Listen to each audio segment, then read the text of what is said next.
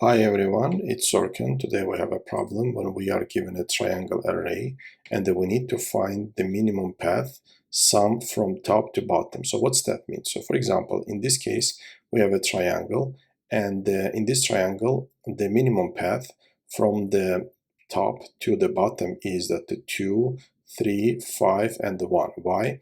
Because at each step we may move either to the same index from here, right? We may either move to the same index or to the next index. So in this case, the minimum answer is that 2, from 2 we are moving to 3, from 3 we are moving to 5, and from 5 we are moving to 1, and the minimum path sum is 11, so we are returning that. How are we going to solve this problem? So for the solution, we are going to use a dynamic programming. So let's remind again in one sentence, what is a dynamic programming? Dynamic programming, when we are dividing a problem into a subproblem, first we are solving a subproblem, and after that we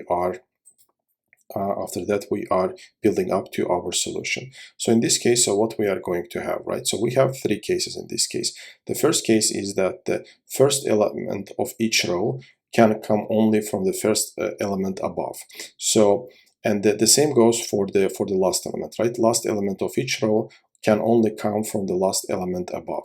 And how about the middle elements? The middle elements can come from the two parents, which means that from the same index or the previous index, because from this index, let's say from 2, right, we can go to the same index 3, or we can go to the next index, which is 4, right? So which is 4. So let's work on this example, see how exactly we are solving that, right? So what we do is we are creating a two-dimensional array with the same size as our input, right? And for each row, what we are doing. So for each row, what we are doing is for the first and the last elements, right? For the first elements, for example, let's say that to this position, the first index. The first index, we can come only from the first index of above, right? From the first index of above. So what we do here is that we are adding 2 plus 3 gives us 5, and again from here, from this position, right, we can come only from the index above, which means that 5 plus 6 gives us 11, and the 11 plus 4 gives us 15. The same way we are populating the last index, right? So we can come only from the row above. 2 plus 4 gives us 6, 6 plus 7 gives us 13, and 13 plus 3 gives us 16. And now that is for the first and the last elements, right, in the row. How about the middle elements? For the middle elements, so what we do is we are taking whatever the minimum element plus whatever the value of that row. For example, let's say that for this value, right, for 5. So for 5, we can come either from here, from this index, or from this index, right? We can come from 3 or from 4 from here. So the value of coming to this position we have already calculated. It's 5 and 6. So we are taking either minimum of 5 and the 6, minimum of 5 and 6, plus whatever the value is here, right?